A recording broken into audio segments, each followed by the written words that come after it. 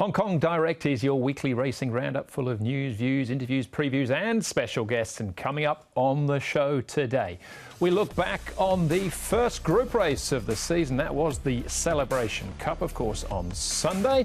And then we look ahead to the second group of the group race of the new season. That is the National Day Cup on Friday at Sha Tin. And Blake Shinn, I'm very pleased to say, will be joining us to talk us through that. He'll be riding Skyfield for Casper fans and the rest of his rides on the programme as well. But start off, we'll look back in the first instance in the Celebration Cup, traditional starting point for Beauty Generation and Golden 16 years gone by. They weren't here this year.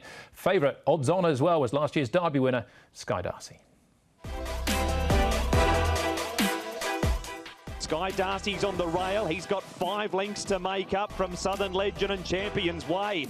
Buddies is the leader. He's 3 on Duke Y, Tourbillon Diamond. Sky Darcy's trying to sneak up the rail. Buddies is still in front. He's a length on Tourbillon Diamond, Duke Y. Sky Darcy's up in behind them. Buddies is in front. Tourbillon Diamond's a length away. They won't get Buddies. Celebration Cup to Buddies. It was fairly simple. We had one plan to get to the front and he was able to get there pretty easily. With the lightweight, I was able to give him a breather, and he kicked nicely at the top of the straight. Did you expect to have more pressure in the lead there? No, I thought once I got there with the weights difference, they wouldn't take me on that much. The ground seemed to be getting a bit faster, so it suited us today, and we didn't stop running. He is brilliant on a leader, Matthew Chadwick. Fast ground, 1,400 metres. It was perfect for Buddies. Sky Darcy, Tourbillon Diamond. They'll get better as they get later on in the season. But job well done to Matthew there and Tony Cruz in the Celebration Cup. Now, Golden 60 won that race last year, as you'd have seen if you're watching last year's show. We won't see him till the end of November. He is back in work. He's had a couple of gallops this week. And, well, November the 21st is when we're likely to see him again. But he looks in good heart. There's big race jockey Vincent Ho on his back as well. So he'll be second up by the time he gets to the internationals and probably bumping into, amongst others, Waikuku, who was back at the trails on Tuesday morning. Now, last time we saw him tailed off, basically. He was a Group 1 winner last season. That's Hong Kong Great out in front. He's an absolute machine on the dirt. But Waikuku wasn't asked to do a great deal. I'd imagine they're probably going for a race like the Oriental Watch Sha Tin Trophy, which comes up 2 weeks on Sunday, October the 17th, a race that he actually won back in 2019, beating, amongst others, in Beauty Generation. So Waikuku, who was first up on International Day last season, that was a tough ask, still finished 4th. I assume they'll go Sha Tin Trophy, Jockey Club Mile, where he'll bump into Golden 60, all things being equal, and then he'll be 3rd up into the Internationals, where he's won the previous 2 seasons, 3rd up as well. So there's a little bit of an update on some of the stars still to hit the track. But all of that to look forward to. But we're looking forward now to Friday's feature, the National Day Cup, Skyfield. Blake Shinn, we'll hear from him very shortly. Stronger returns. Vincent Ho rides from Barrier 13. Computer Patch won this race last year. Beauty Applause, 1 from 1 course and distance, beating none other than Wellington. Voyage Warrior, the blinkers going on, holds the Class 3 record here. Super Wealthy, a last start course and distance winner, and down to Valiant Dream, who actually holds the course record itself. He took 2/100ths of a second off Sacred Kingdom's best. That was last season. Now, I'm pleased to say, to help us look ahead to Friday's feature, we're joined by jockeys who enjoyed a flying start to the new season in Blake Shinn, all right, top weight here in Skyfield for Casper fan. Blake, as always, thanks for your time and happy birthday for the weekend as well. I hope you went out and celebrated it in some style. Yeah, I did. Thank you very much, Andrew. Yeah, had a nice meal with a few friends in Central, and yeah, we're not getting any younger, mate. So got to make the most of birthdays while we can. You certainly do. We might get a late birthday present here with Skyfield. You've been excited about getting back on board again.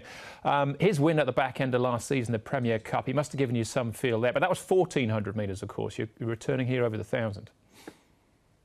He did. Look, he's an exceptional racehorse. He's been, you know, a horse that's been well spruiked from his first start, and he boasts a great record, and I was delighted and very fortunate to get the ride on a horse of his calibre. And you know, I ran 3rd on him in a Group 1 last season, and to win the Group 3 at the back end of last season, it was a great thrill just to repay the owners and Casper for their faith in me. And yeah, the horse has returned.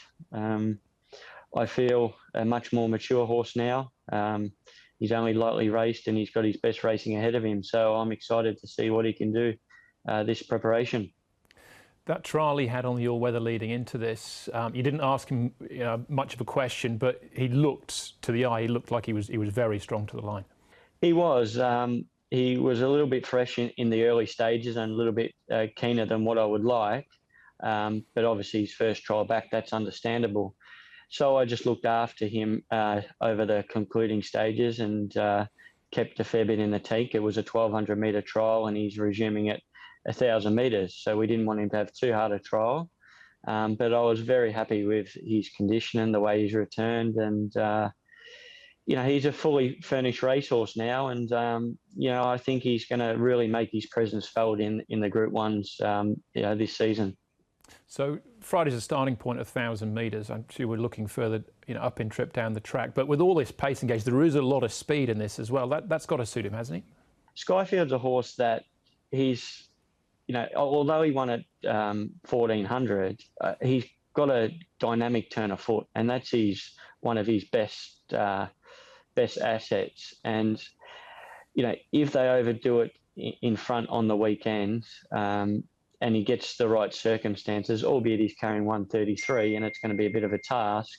You can't certainly underestimate a horse of his quality.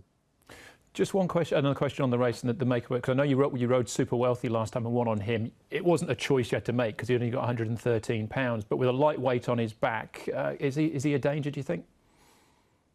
Most certainly, yes. Super Wealthy is a horse I've got the utmost respect for. I spoke to you guys on Racing to Win prior to his first up run since joining David Hayes, and I really admire this horse.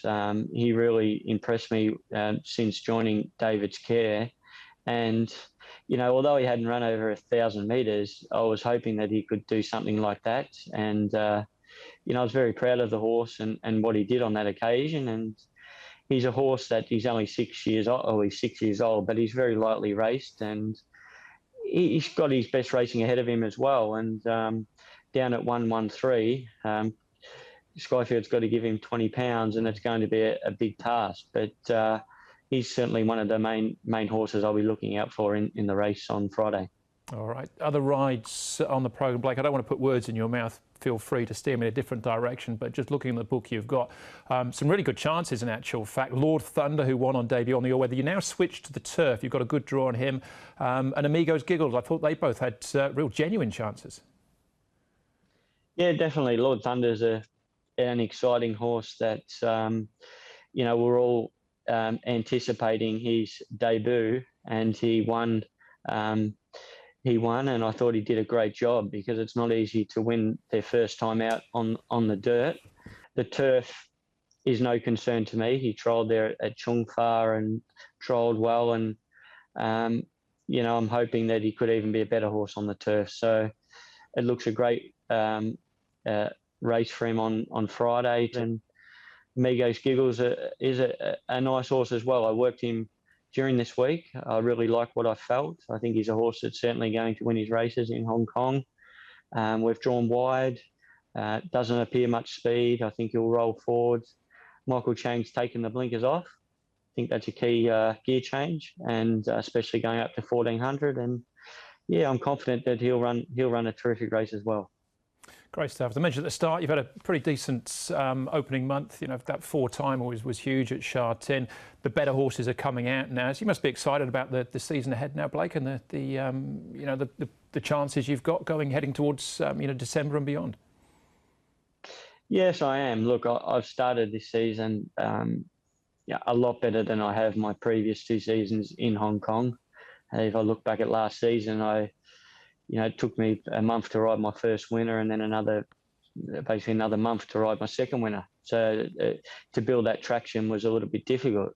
So to hit the ground running this season is quite promising, especially having 4 winners in September, and having the support of David Hayes behind me, and the confidence from him and some trainers like Casper Founds and others. It gives me confidence, and to get the better rides, it's very important for any jockey in Hong Kong, and equally as important to deliver.